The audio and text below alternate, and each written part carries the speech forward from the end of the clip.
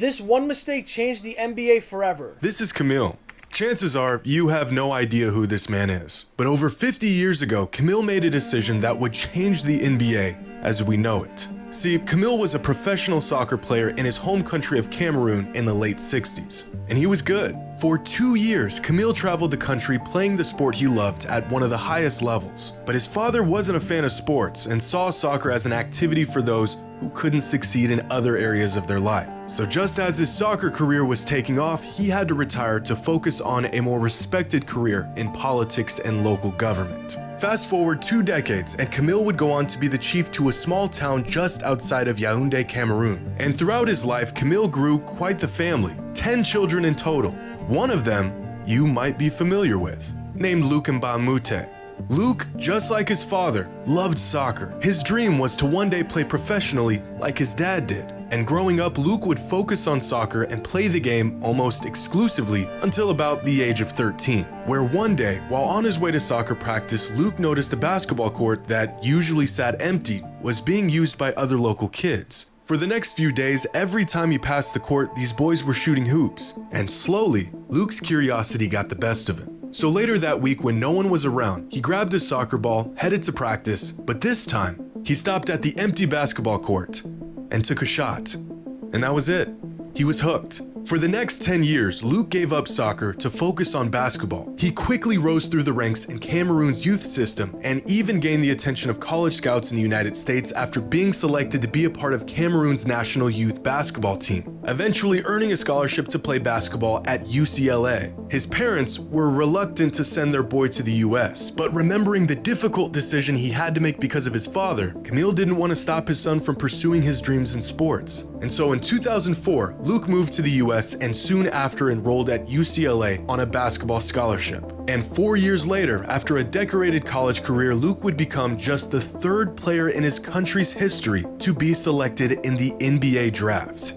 But this story doesn't end here, because throughout his NBA career, Luke would frequently travel back to Cameroon to visit family and host his own basketball camp. And it was at his camp in 2011 where he discovered possibly the next great Cameroonian basketball player. A tall, lanky kid who just picked up the sport a few months prior, had no real skill or finesse, but had all the potential in the world. His real passion was volleyball, and he was supposed to move to France later that year to play professionally. But Luke knew this kid was special, so under Luke's mentorship, the teenage prospect continued to develop his skills and moved to the US just 1 year later in pursuit of his basketball dreams. In the US, he enrolled at one of the best prep basketball programs in the country and quickly became one of the most sought-after recruits.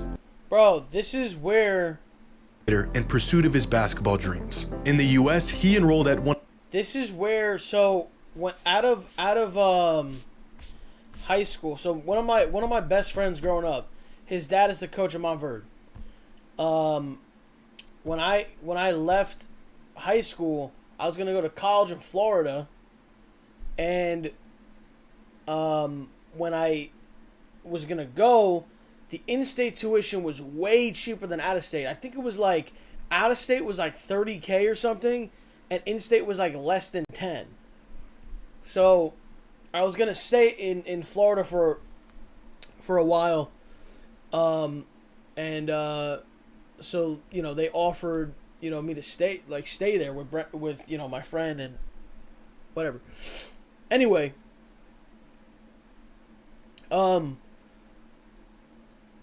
when I was there, yeah, no, it didn't work out. I didn't go to college in Florida. But when I was there, bro, I'll never forget the day that this is when Ben Simmons was going there. I'll never forget the day that Ben Simmons came into my bedroom when I was taking a nap and poured hot sauce on my cheek. I guess this is how Australians prank each other. I don't know, dude. But I don't know if you ever had hot sauce on your face. It fucking burned, bro. Okay? It fucking burned. So, but yeah, no, this school, bro, is the players that they've had. I mean, you could look it up. Players you probably wouldn't even think Joel Embiid went there. D'Angelo Russell went there. But they have a kid who's there now who's supposedly like the fucking next coming of Jesus, bro. I forgot his name, but he goes there now. What's his name?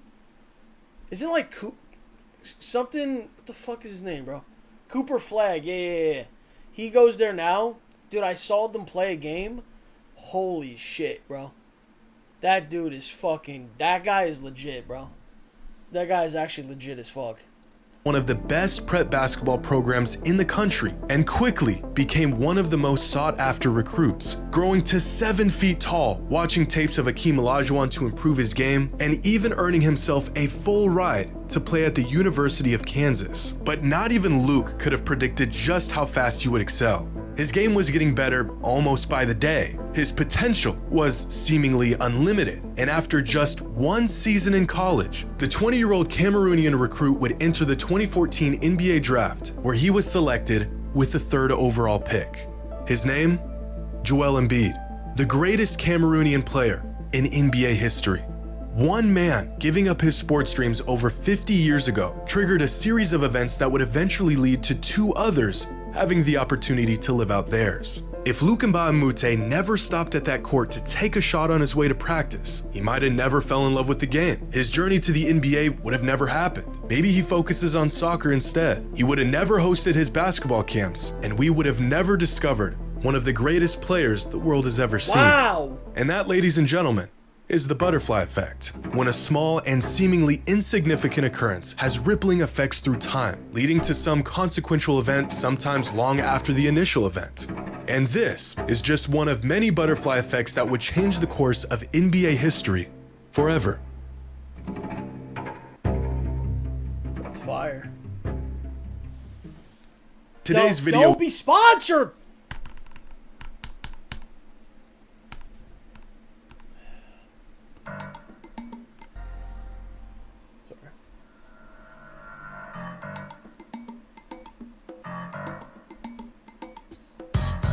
Long before the Golden State Warriors were a dynasty riddled with Hall of Famers and a generational superstar, they were, not very good. The team spent the majority of 2 decades as one of the worst organizations in the NBA, finding themselves in the playoffs once in 18 years. Their one shining star during those years of perpetual mediocrity was a player who literally choked out the head coach. But entering the 2010s, Golden State began to put together a team that could actually compete. An electric, high-scoring guard in Monte Ellis, a star and a real inside presence with David Lee, and a baby-faced assassin by the name of Stephen Curry. This core group was fun. Fans were re-engaged, but most importantly, they were good. The only thing standing in the way of them in a playoff spot was Steph Curry's ankles. Every time the Warriors picked up steam and got on a rhythm, Steph would go down with another ankle injury. But in 2012, there was a specific injury that would alter the timeline of Steph's career and the timeline of the entire NBA. Barry Neal dribbling off his leg. Oh my goodness. Steph Curry hurt himself again. Ankle. Oh, this is just heartbreaking. Bro, that's what happens when you wear Under Armour, bro. I hate to say it. You put Under Armour on your feet, don't expect to have intact ankles, bro. Okay? This is what happens. I'll never forget. I wore Under Armour for 1 game in high school, bro. 1 fucking game I twisted my fucking ankle. That's Nike? Oh, shit. Is all I can say. I hurt for him personally, and certainly hurt for the team and the organization. After getting his ankle troubles under control in his first 2 seasons in the league, Steph, seemingly out of nowhere, sprains his ankle against the Spurs just 6 games into his 3rd year in the league. And in What? Wait.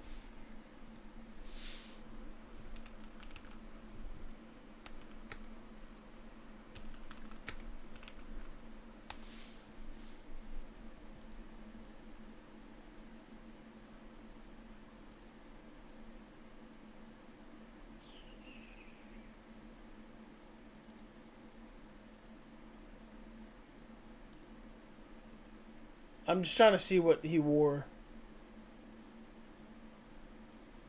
in 2012. Can I zoom in?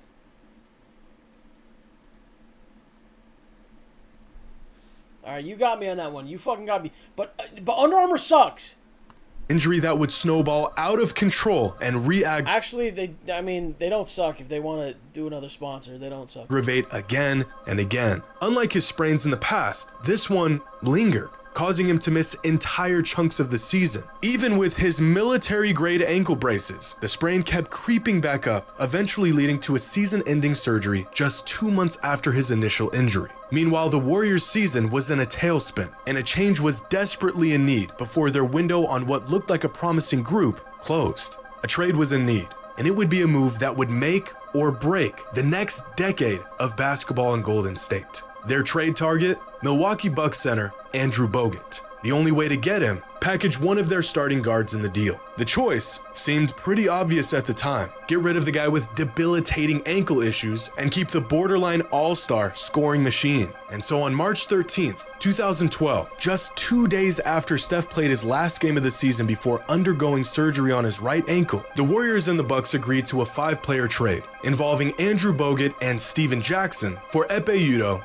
Kwame Brown, and Monte Ellis. This came as a massive shock to the NBA world, as the Warriors just gave up arguably their best player and kept an unproven talent that couldn't even stay healthy. With every piece of evidence suggesting otherwise, the Warriors rolled the dice and chose to keep Stephen Curry instead of Monte Ellis, leading to a series of events that would completely alter the landscape of the NBA for the next decade and creating one of the greatest dynasties in the history of basketball. The choice was theirs, and they made the right one. Except, not really. Years after this trade broke news around the league, it was discovered that the original deal wasn't Monte Ellis for Andrew Bogut, it was Stephen Curry for Andrew Bogut. The Warriors were ready to build around the trio of Ellis, Lee, and Bogut. But after completing a physical with team doctors within the Milwaukee Bucks organization, the status of Curry's ankle injuries was unclear at best. So the Bucks denied the trade and proposed a new one with Monte instead. And inexplicably, the Warriors accepted it. The same ankle injuries that gave Curry and the organization doubts about his future with the team, and even his future in the league, became the catalyst for one of the most pivotal trade decisions in the league's history. If Steph avoided those ankle injuries leading up to the trade, the Bucks would have accepted him in a package for Bogut. He would have ended up in Milwaukee, and the last 12 years of Warriors basketball that has redefined the league would have never happened. Instead, Steph would have joined. And dude, fuck KD, bro. Like, this dude's talking about dynasty, all this shit. Bro, there's no fucking dynasty if KD doesn't join him. You understand this? I understand Steph Curry's a part of the team. He is, bro. But if KD didn't join it, there is no dynasty, bro. They won in 2015 because Kyrie and Kevin Love were injured, bro. The Cavs were a better team. They won 2 games without them, okay? 2016, you know what happened. The Cavs won. And then, dude, then it was over. Where's the dynasty with Curry, bro? It's fucking KD joined. Dude, fuck KD's motherfucker, bro. Like, and the sad thing is, bro, he could have actually won with the Thunder, bro. He was that good. That team was that good. Westbrook, dude, I'm telling you right now, they could have won, bro. All right? They could have won. Join the Bucks, where just 15 months after his arrival, he would have been paired with another player that might have sparked an entirely new dynasty. With the 15th pick in the 2013 NBA Draft, the Milwaukee Bucks select 𝗟𝗓𝗄 𝗟𝗓𝗄 from Athens, Greece. Just 1 season after their blockbuster trade, the Bucks drafted an 18-year-old.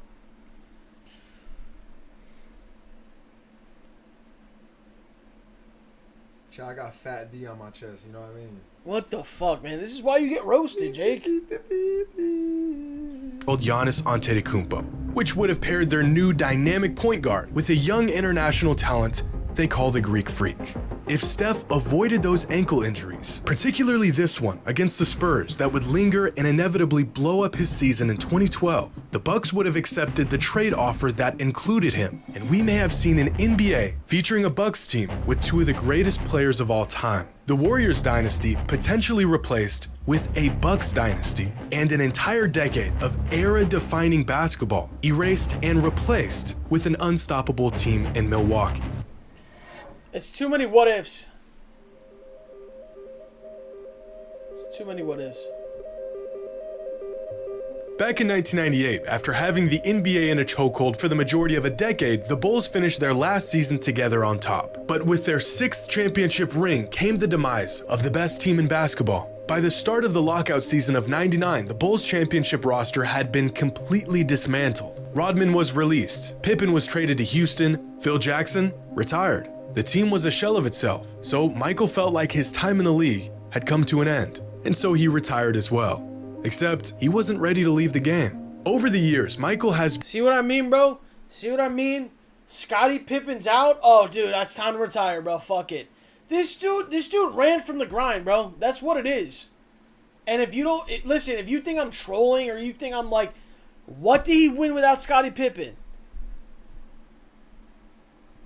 Okay, bro. LeBron has proven that he can win with 3 different organizations, bro. 3 different... There's not one player you can be like, oh, dude, he didn't win without this guy. There's not one player you can say that for LeBron, bro. Been adamant about the fact that if the Bulls franchise brought back this team for another shot at a title, he would not have retired before the 1999 season. The one non-negotiable for Mike was that he refused to play for anyone other than Phil Jackson. But in the words of Jerry Krause, former Bulls GM, Phil Jackson could have gone 82-0 with this team, and he was still going to be let go at the end of the '98 season. This decision essentially forced Michael into Why? I still don't understand that from even watching the Last Dance. I still don't understand why that was the case. Does anyone have like an explanation for that? Like in the chat? Anybody have an explanation for that?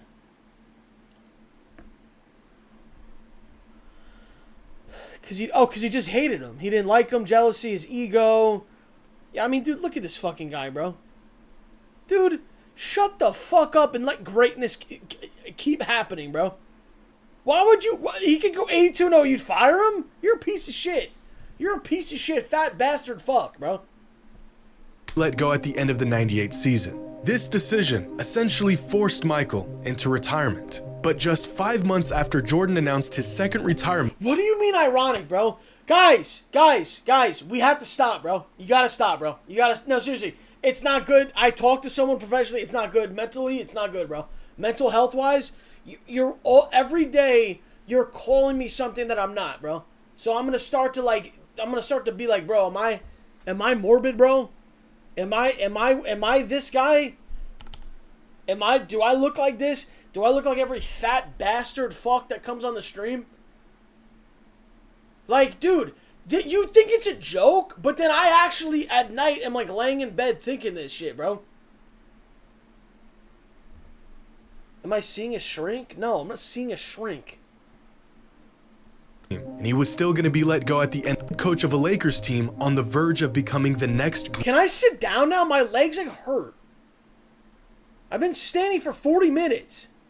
Great NBA behemoth. Meanwhile, Michael, who says he was absolutely sure about his decision to retire, was not quite ready to leave the game behind. Over the next couple years, videos surfaced of Mike visiting Bulls practices, terrorizing players in one-on-ones, clearly better than anyone in the gym. Shut the fuck, terrorizing?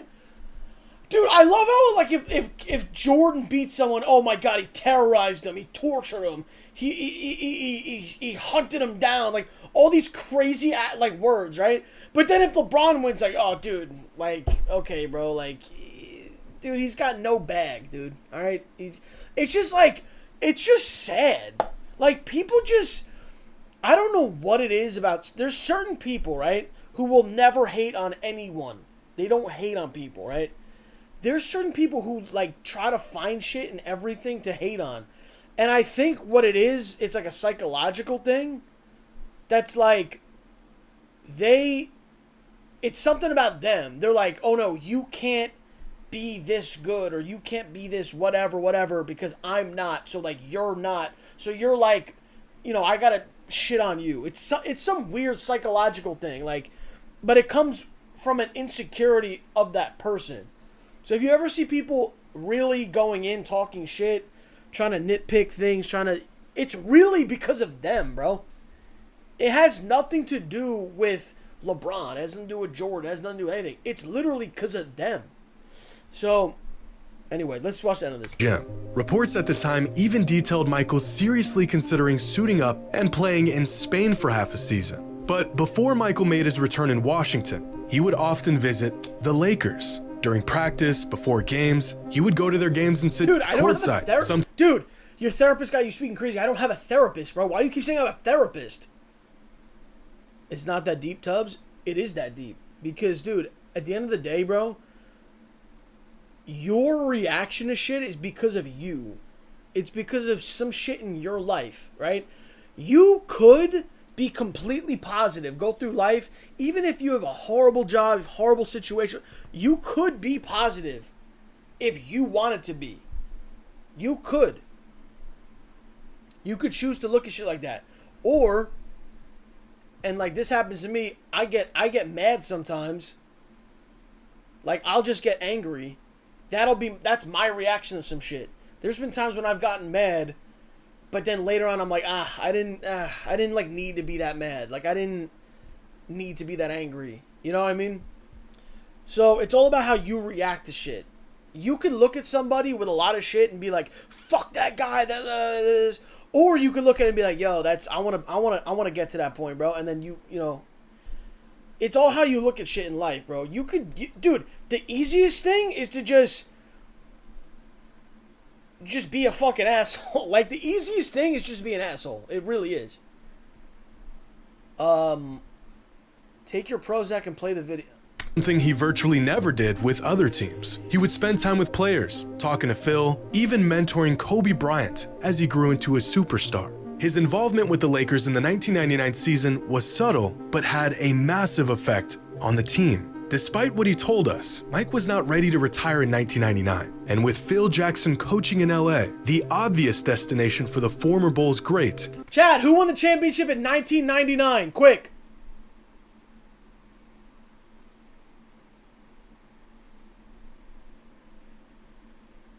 Thank you. Was to join the Lakers. But you see, the only problem was that by the time Jackson was hired to coach the team, Michael couldn't play basketball. It's been well documented that in the summer of 1998, Michael Jordan had caused severe damage to his right index finger while attempting to cut a cigar. That's not from cutting a cigar. Yo, they really suck Jordan, bro. They actually suck his shit, bro. You know what that is? That happened to my pinky once. This shit takes fucking like a month to heal by itself. In fact, in Jordan's retirement announcement, he mentions that the accident had severed a tendon in his finger. And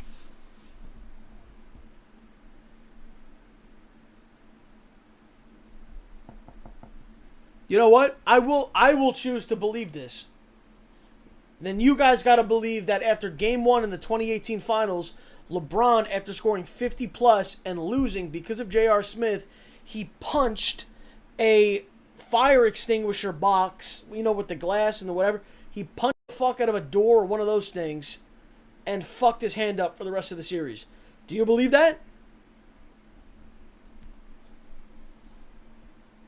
George Hill, yes, actually. George Hill missed a free throw, but JR fucked up. Missing your free throw was like, all right, you know what? That happens.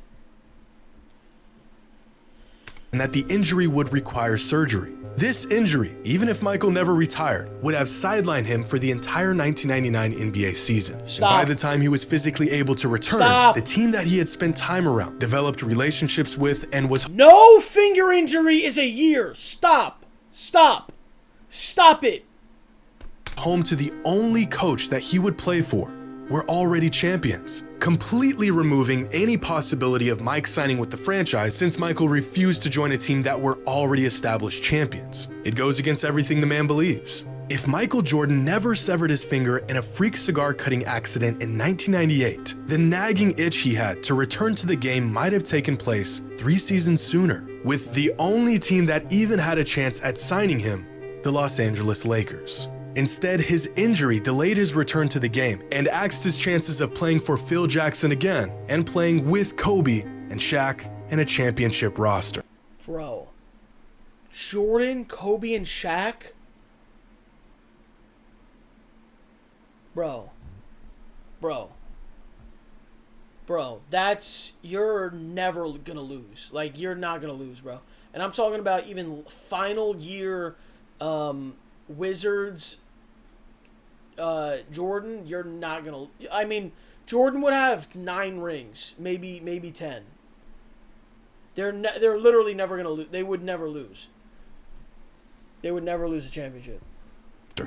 This team could have happened. In a world where Michael Jordan doesn't get into a freak accident in the 1998 offseason, we may have seen a Lakers team featuring Shaq, Kobe, and Jordan entering the 1999 NBA season.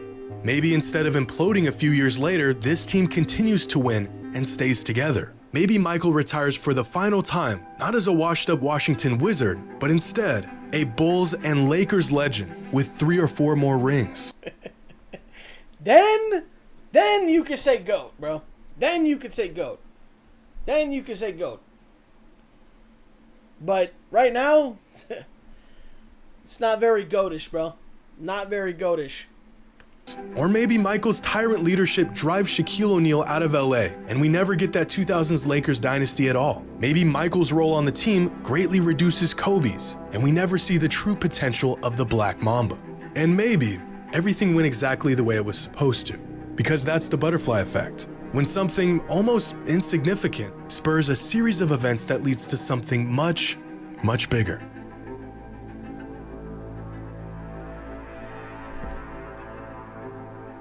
So tough.